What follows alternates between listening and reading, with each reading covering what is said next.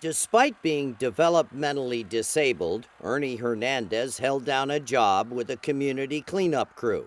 In his free time, he liked to kick back with his friends at the Vintage Fair Mall in Modesto, California. As he headed toward the mall last August 14th, security cameras caught this man walking through it. In a parking lot outside the mall, police say the man suddenly and without provocation attacked Ernie. Ernie was stabbed multiple times. It was brutal. Surveillance cameras captured Ernie's desperate attempt to get away, but he only made it 300 yards before he collapsed. He died at a nearby hospital. Cops say this surveillance video shows the suspect fleeing after the murder. They say tips from the public gave them a name, Samuel Escobel, an ex-con who lived near the shopping mall. When we started looking into Samuel Escobel, we discovered that he has a violent criminal history and that he has been a member of the Norteño criminal street gang. As cops closed in, Escobel emptied his bank account and hit the road. Bell has a number of tattoos, including his last name across his back. He has ties to Colorado, Utah, the Carolinas, and Puerto Rico. If you know where Samuel Escobel is, call the AMW hotline at 1-800-CRIME-TV. I'm John Walsh. Hi, I'm Adrienne Cody, and this is AMW's Worst Case Scenario. Christine, what is your worst case scenario? Right now, my worst case scenario is the unknown Shauna Lynn Wally killer. On May 18th of 2010, a guy that was walking through the woods in Asheboro, North Carolina, came across a partially naked body of a girl, called police, and they did dental records and determined that it was Shauna Lynn Wally.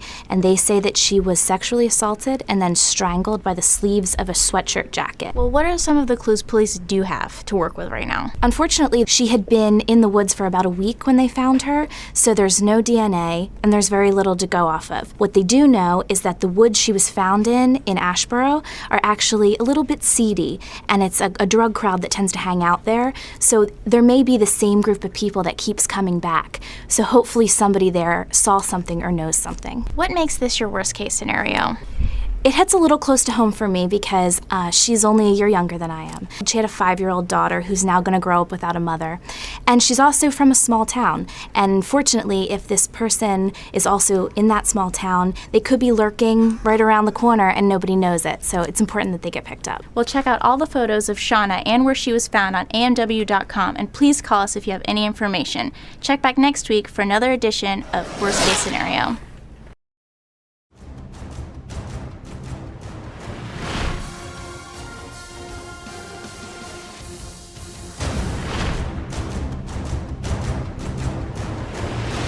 Tonight, ICE agents are on an all-out manhunt for Eric Bell. They say Bell seduces underage girls into prostitution, then uses them to make child pornography. He's known to run with street gangs and goes by the street name Santana. Bell has ties to New York and Florida, but could be anywhere tonight. If you've seen Eric Bell, call us now.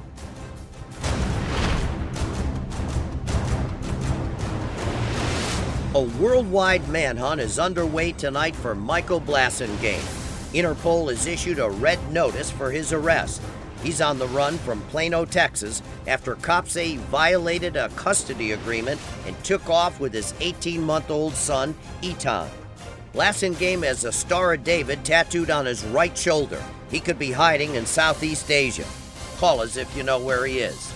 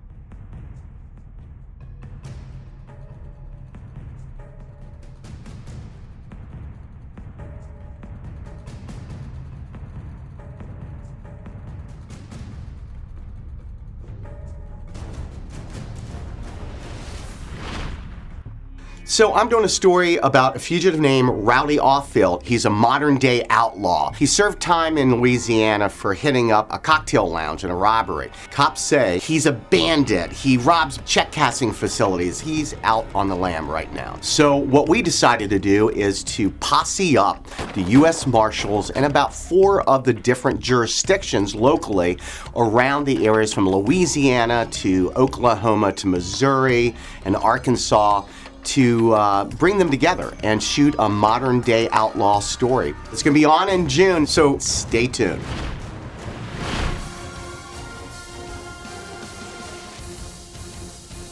Now you can get the same AMW gear that cops all ask us for.